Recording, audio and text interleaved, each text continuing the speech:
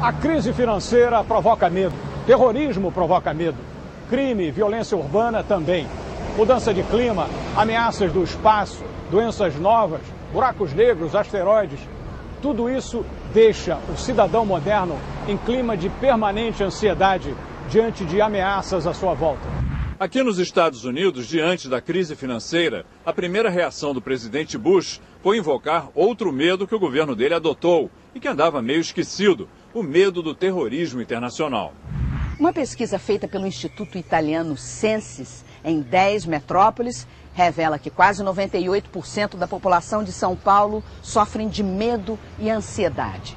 O Sem Fronteiras de hoje procura entender a relação entre medo, poder, controle político e manipulação no mundo contemporâneo.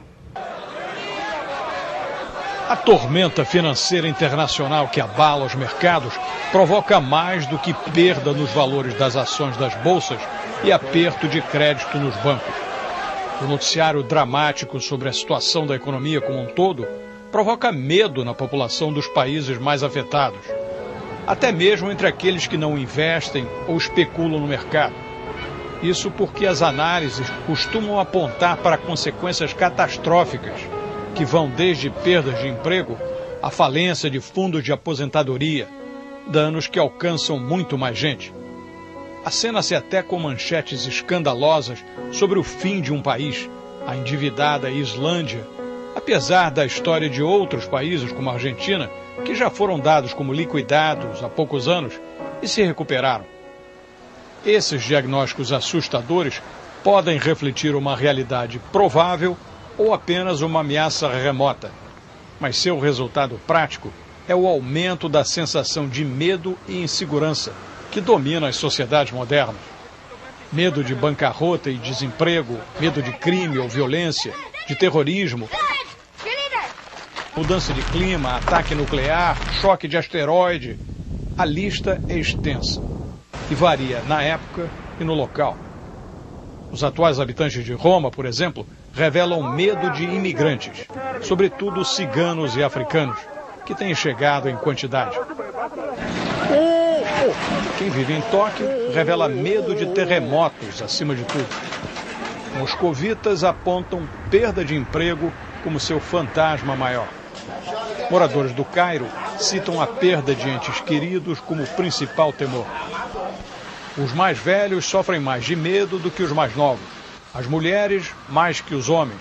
Os pobres mais que os ricos. Estes são resultados de uma pesquisa internacional com 5.000 entrevistados em 10 grandes cidades pelo mundo, incluindo Londres, Nova York e São Paulo. Foi realizada pelo Instituto Censis e os números foram apresentados em Roma durante conferência recente sobre o tema. Paranoia, imaginação exagerada ou preocupação justificada? Tudo isso junto, respondem os especialistas no assunto, de sociólogos a psicanalistas, que citam ainda a manipulação do medo por políticos interessados em votos ou popularidade. Seja o governo americano, com sua obsessiva pregação antiterrorista agora, ou anticomunista num passado recente. Também o atual governo do italiano Silvio Berlusconi, indiferente aos discursos xenófobos de que os imigrantes são responsáveis pelos problemas do país. No Reino Unido, a direita e os tabloides de escândalos estimulam o medo do crime e da violência crescentes, apesar das estatísticas que provam uma tendência oposta na sociedade. Para discutir essa questão, o Sem Fronteiras foi à Universidade de Kent, na Inglaterra, conversar com o professor de sociologia Frank Furedi. In your many books, especially The Culture of Fear, you talk about this phenomenon of fear in society. Do you think the current financial crisis fits into that culture of fear? I think it does in many ways. In particular, what's happened is that the language of fear that emerged in the last 10-15 years has been recycled to illuminate what's happening in the market. So, for example, it's very interesting the way in which concern about environmental catastrophe has created a language which is now used for the world of finance. And we talk about things like toxic debt, we talk about toxic hedge funds, we talk about the fact that the system is facing a a meltdown. We even talk about financial tsunamis and banking tsunamis. And what I find particularly interesting is that the kind of naturalistic language of fear simply finds a new focus for its ambition, and in many respects the system of finance and of banking has been brought into that. And as you also mentioned in your books, whenever you're dealing with this collective fear, you deal with a lot of manipulation. In the case of the financial crisis, do you see manipulation as well? I think that there is, in the sense that obviously if people are transmitting bad news, and in particular if they focus bad news on a particular bank or a company, then it becomes much more susceptible to takeovers. You have the manipulation of the stock market, and particularly certain shares, through an almost self-consciously created kind of crisis of confidence in it. So you do have that, but I think overall what's interesting is that the language of fear about finance is not necessarily the reality of fear, just like in many other cases. So I noticed, for example, that on the day when the stock market crashed in London, there were all these stories about people panicking. All over the world, people talk about panic in London, and yet when one of my research students went out there to see what was going on, she made the point that people were standing around, they were drinking beer, they were laughing, sometimes laughing in a kind of slightly desperate way, but nevertheless, life went on for them as before. It wasn't seen as like the end of the world. When you discuss fear as a cultural phenomenon, what other areas it's normally upon us? Well, the interesting thing that has occurred in the last 20 years is that virtually every human experience now comes with a health warning. And therefore, when you think about it, everything from our health, to the food that we eat, to our children, to the experience of walking on the street and the fear of crime, to the big global threats such as avian flu, child obesity, terrorism, global warming, and other forms of environmental issues, they all sort of become dramatized and turn into this sort of story of fear. I think what has changed, and what I find particularly interesting, is this. Until very recently, when we feared alone. And that meant that you and I might fear different things. You might worry about terrorism, I might worry about crime. He, on the other hand, is concerned about his health or the potential for avian flu to hit his country. And fearing was a very lonely, privatized experience. One thing that I find is happening now for the first time in a long time is that the global financial crisis and the dislocation that it causes concentrates everybody's mind. When you think about political leadership, governments and leaders, and this culture of fear, do you think there is an intention on their part to kind of manipulate and use this fear for their own benefit?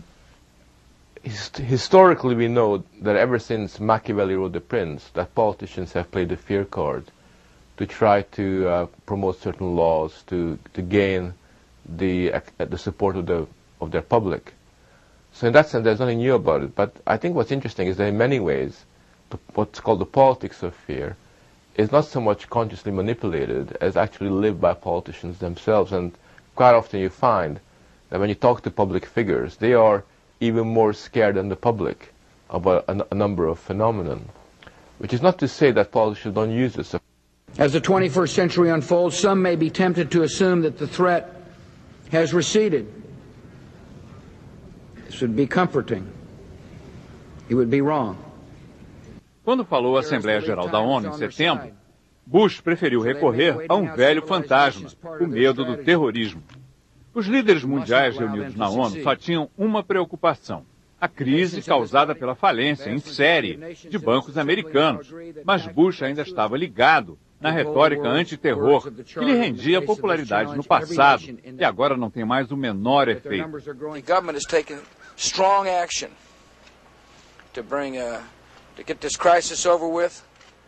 Quando finalmente acordou para a crise, Bush passou a falar quase diariamente no que ele descreveu como esta ansiedade que alimenta a ansiedade. Os americanos sentiram falta de um líder como Franklin Roosevelt, que tirou o país da Grande Depressão nos anos 30. Quando Roosevelt tomou posse em março de 1933, usou uma frase que entrou para a história. Let me assert my firm belief that the only thing we have to fear is fear itself. Roosevelt percebeu que o pânico paralisa, o próprio medo se torna o maior inimigo. Já Bush, nos últimos dias de uma presidência desastrosa, parece paralisado pela ansiedade, mas continua a usar o medo como arma política. Na campanha pela sucessão de Bush, os candidatos também exploram a política do medo. John McCain e a candidata a vice, Sarah Palin, acusam Obama de ser amigo de um ex-terrorista americano, Bill Ayers, líder de um grupo que fez atentados à bomba nos anos 60 e 70. Obama, por sua vez, embarcou na guerra contra o terrorismo e promete caçar Osama Bin Laden. O Sem Fronteiras conversou com o ativista político Nick Friend, que esteve à frente de um movimento contra a guerra ao terror e o uso do medo para fins políticos. How we are seeing the content, the subject of matter of the politics of fear move from terrorism to financial panic. What do you think of that? And I think what we're seeing is a phenomenon by which politics is being bypassed by a sense of panic. So we're told that we must pass the bill immediately, otherwise, we're going to melt down. And by doing that, the politicians are able to bypass a certain discussion. So we no longer ask, well, whose fault was the meltdown? We don't ask, what are the other possibilities? We're not asking ourselves, who does this benefit? We're told that unless we do this right now, all hell is going to break loose. And I think that's very representative of the politics of fear. I think that's something that we saw in the war on terror with, for example, the USA Patriot Act, but actually a number of measures from 2011 onwards, whereby our politicians told us, leave it up to us, you have to trust us, you have to let us do what we're going to do, and any broader discussion of that is actually going to leave us at risk. We're going to be less safe than we were. But it's funny because it's so transparent how fear is used, exploited by politics. But people still fall for it. There is this unconscious fear going around. It's like something that is irresistible. Right? What is this unconscious fear that doesn't depend on reality, really? I think there's different trends going on. One is that I think our leadership is very complicit. So opposition today will often also take the form of a politics of fear. So when we look at democratic opposition to the war on terror, it tended to take the form of the Republicans are leaving us unsafe. So rather than a critique of the broader war on terror, they said, we can't trust the Republicans. The Democrats will fight the war on terror better. So both sides adopt the language of fear, and both sides are speaking to society and saying, you need us, and you need to follow us implicitly and not question what we're doing, otherwise you're going to be left unsafe. I think at the same time there are social forces of alienation in society. There are things that alienate the population, and I think certainly since the war on terror, perhaps since the end of the Cold War, perhaps even during the Cold War, our politicians fed on that alienation rather than try and produce a leadership that could overcome people's social alienation. Rather than try and bring people together, perhaps they were happy to have people atomized and individualized in society. One thing that has been remembered is when Roosevelt used that famous phrase, we have nothing to fear but fear itself, talking about the Great Depression. How do you interpret that phrase? And we don't hear that kind of that call anymore, right? I think that's absolutely true. I think Roosevelt's sentiment that we have nothing to fear but fear itself is a very powerful one. And it's one that could potentially counteract the politics of fear that exists in society today. It's exactly the kind of leadership position that it would be good if our contemporary politicians would assume.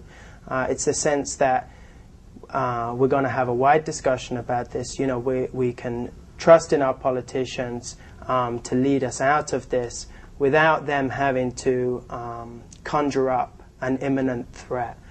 Roosevelt was saying that politics can overcome this problem, and in that sense he was not offering people a zero-sum game where it's follow me or we're in crisis. He was saying, you know, together, through some kind of social coherence, we can overcome this particular problem. And I think that's something that's missing today. Actually, I thought you were going to quote Rumsfeld's, there is nothing to fear but the unknown unknowns, which is a speech that he gave after 9/11. And he talked about there are things we know, there are things we know that we don't know, and then there are the unknown unknowns.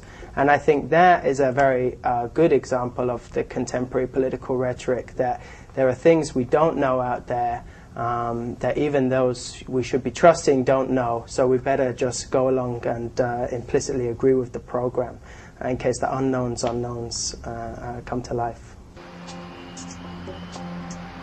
Sacrificar a liberdade em nome da segurança é comum no cotidiano dos brasileiros que vivem nas cidades. O medo deixa marcas visíveis e transforma bairros inteiros em imensas prisões. É quase impossível entrar num prédio ou casa de classe média sem ser observado por uma câmera. Também é difícil reconhecer alguém num automóvel indevassável com vidros escuros. Aumenta o número de pessoas que têm um carro blindado ao preço de um apartamento, R$70 mil em média. Crianças ricas são proibidas de andar de ônibus por causa dos assaltos e só saem de casa acompanhadas. Um cerco de medo vai se fechando. Aqui no Rio de Janeiro, há regiões em que nem a polícia entra com medo dos traficantes. Em outras, o cidadão só pode votar livremente nestas eleições sob a proteção do Exército. Crianças deixam de frequentar as aulas quando o tráfico determina e o comércio muitas vezes é fechado por ordem dos bandidos. Nestas regiões, há uma outra lei paralela que submete através do medo e do poder.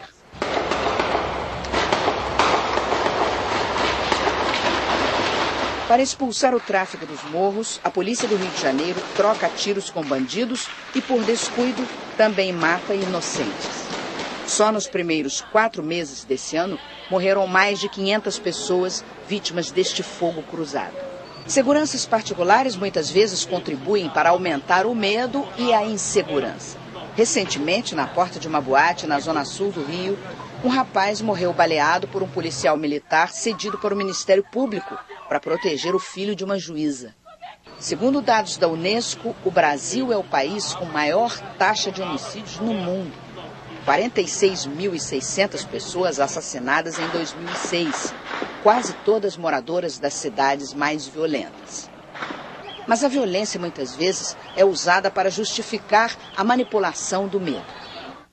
Conversamos com o psicanalista Joel Birman, autor do estudo Medo e Insegurança como Estratégia de Poder. Olha, do ponto de vista estritamente psicanalítico, né, quer dizer, o medo, ele advém de uma experiência básica de desamparo psíquico que todos nós temos, né, em função do fato de que o homem nasce biologicamente despreparado para a vida, para a coordenação do seu corpo, né? Só que essa espécie de fragilidade biológica, né, não nos deixa numa condição de dominar completamente esse nosso desamparo originário, digamos assim, né? Quer dizer, de maneira que nós estamos sempre com medo de voltarmos a esse desamparo que tem sempre no nosso imaginário uma dimensão de que nós podemos perecer ou morrer a qualquer momento em função disso. O nosso desamparo pode ser manipulado pelo poder político e daí vem o medo? Sempre que nós nos encontramos diante de uma situação de crise social, sempre que nós nos encontramos diante do fato de que novos segmentos sociais querem participar, ter maior poder social, né? Uma das estratégias usadas na tradição do Ocidente e no Brasil em particular é evocar o medo latente, esse medo do desamparo, que vai evidentemente ganhar modulações sociais e culturais específicas, né? Por exemplo, no Rio de Janeiro, no caso do Brasil em particular, né? Quer dizer, A existência de populações favelizadas, a existência de populações que vivem sob o controle do narcotráfico permitiu, em função desse tipo de medo, que o Estado fizesse vista grossa em relação ao surgimento e ao fortalecimento das milícias. Houve uma espécie de utilização política de governantes, inclusive, do Rio de Janeiro, né, onde essa situação se faz mais aguda, no sentido de amedrontar as pessoas. A solução brasileira para isso é sempre a solução do aumento da repressão, seja militar ou seja policial. Então, você pode perceber como o medo é um elemento crucial na luta e no combate político. É sempre em função do medo que o poder, quando quer fazer avanços substantivos nos seus processos de dominação, ele utiliza esse tipo de estratégia para apavorar as pessoas. O cidadão do século XXI, ele é mais medroso que o de outros tempos? Com certeza. O cidadão do século XXI tem mais medo que o cidadão de outras épocas, exatamente porque ele vive numa sociedade menos e menos totalizante e holística, ele vive numa sociedade cada vez mais individualista, né?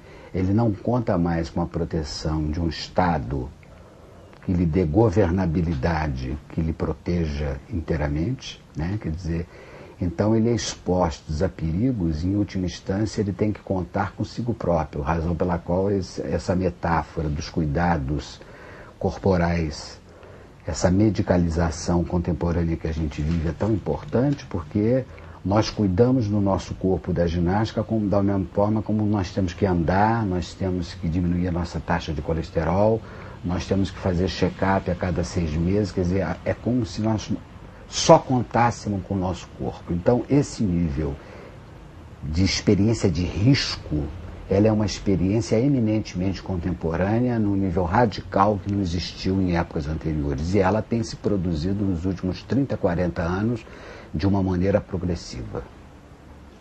As autoridades manipulam o medo com fins políticos, mas a relação entre o medo e o poder pode ser mais sutil.